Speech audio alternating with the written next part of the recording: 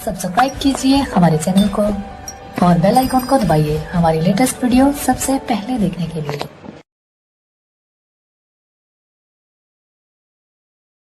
शिव महापुराण में आगे की कथा में है कि जो ब्राह्मण पत्नी थी चंचुला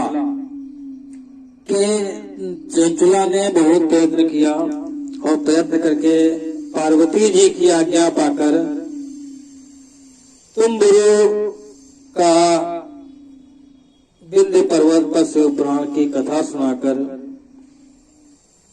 बिंदुग का पिशाच योनि से उद्धार करना तथा उन दोनों दंपति का शिव धाम में सुखी होना कैसे हुआ, इसके लिए सूत जी कहते हैं शिव महापुराण में कि शौनक जी एक दिन परम आनंद में निमग्न हुए। चंचुला ने उमा देवी के पास जाकर प्रणाम किया और दोनों हाथ जोड़कर वह उनकी स्तुति करने लगी। चंचुला बोली,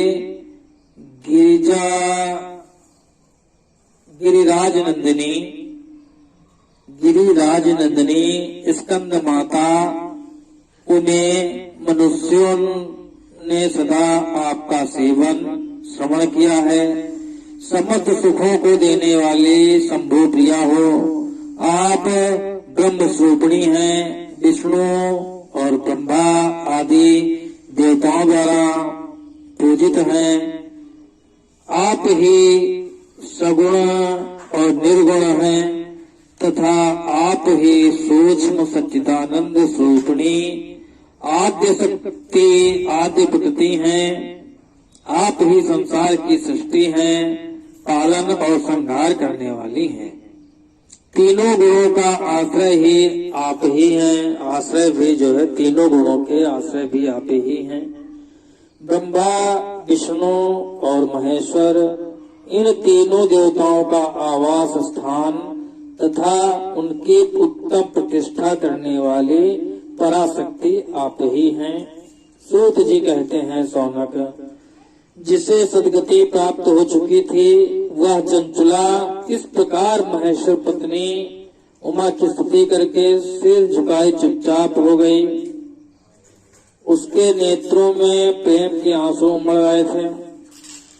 तब करुणा से भरी हुई शंकर प्रिया भक्तवत्सला पार्वती देवी ने चंचुला को संबोधित करके बड़े प्रेम से इस प्रकार कहा।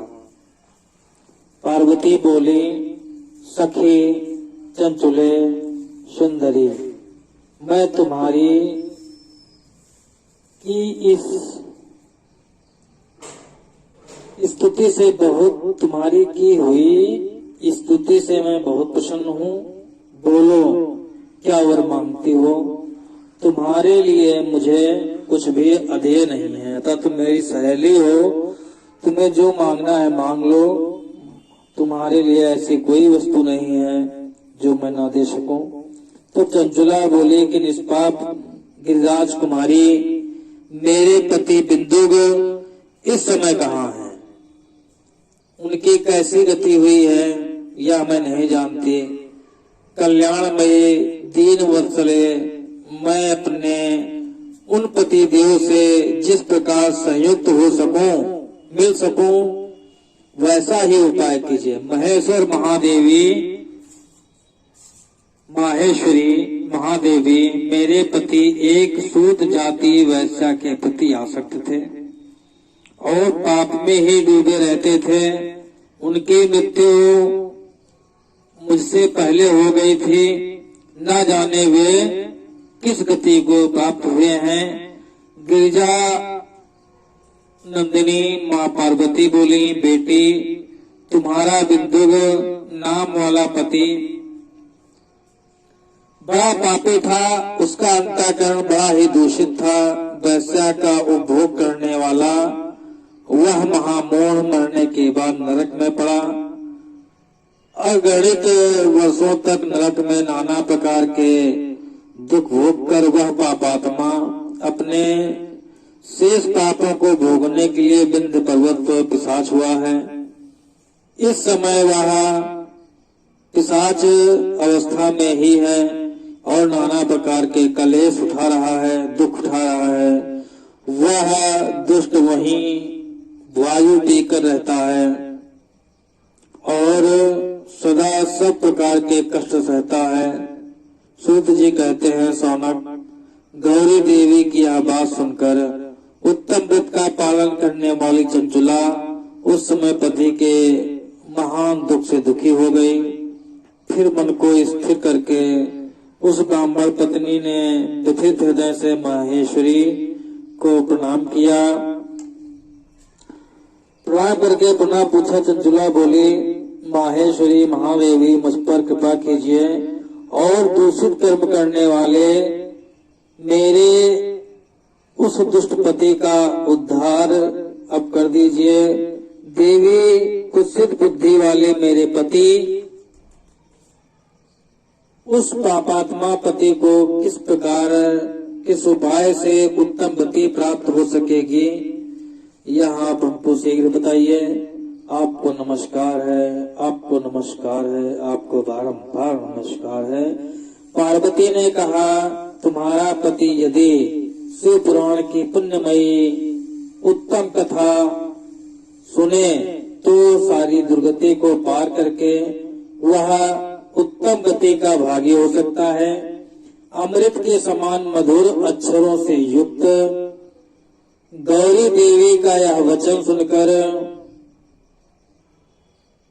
आदर पूर्वक सुनकर चंचुला ने हाथ जोड़ मस्तक झुकाकर उन्हें बारंबार प्रणाम किया और अपने पति के समस्त पापों की शुद्धि तथा उत्तम गति की प्राप्ति के लिए पार्वती देवी से यह प्रार्थना की कि मेरे पति को शिव पुराण सुनाने की व्यवस्था होनी चाहिए। माता गौरी, हे पार्वती, हे शिव प्रिया, आप ऐसा कोई उपाय कर दीजिए कि मेरे पति विंदोग, जो इस समय प्रेत अवस्था में हैं, पिशाच योनि में हैं, उनको शिव पुराण सुनाने की व्यवस्था आपको ही करनी है। आप व्यवस्था कर दीजिए। उस ब्राह्मण पत्नी के बारंबार प्रार्थना करने पर शिव प्रिया गौरी देवी को बड़ी दया आई। उन भक्तवत्सला माहेश्वरी गिरिराज कुमारी ने भगवान शिव की उत्तम कीर्ति का गान करने वाली गंधर्वराज तुम्बुरु, जो शिव जी की कीर्ति का उत्तम गान करते हैं, उन भक्तवत्सला तुम्बुरु को बुलाकर उनसे प्रसन्नता पूर्वक इस प्रकार कहा, तुम्बुरु, तुम्हारी भगवान शिव में बहुत प्रीति है। तुम मेरे मन की बातों को जानकर मेरे अभीष्ट कार्यों को सिद्ध करने वाले हो, इसलिए मैं तुमसे एक बात कहती हूँ, तुम्हारा कल्याण हो। तुम मेरी इस सखी के साथ शीघ्र बिंदु पर्वत पर जाओ। वहाँ एक महाघोर और भयंकर पिशाच रहता है। उसका वृतांत तुम आरंभ से ही सुनो। मैं तुमसे प्रसन्नता पूर्वक सब कुछ बताती हूँ। पूर्व जन्म में वह पिशाच बिंदु नामक एक ब्राह्मण था। मेरी इस सखी चंचुला का पति था, परंतु वह दुष्ट वैश्यागामी हो गया था। स्नान, संध्या आदि नित्य कर्म छोड़कर अपवित्र रहने लगा। क्रोध के कारण उसकी बुद्धि पर मूर्ता छा गई थी। वह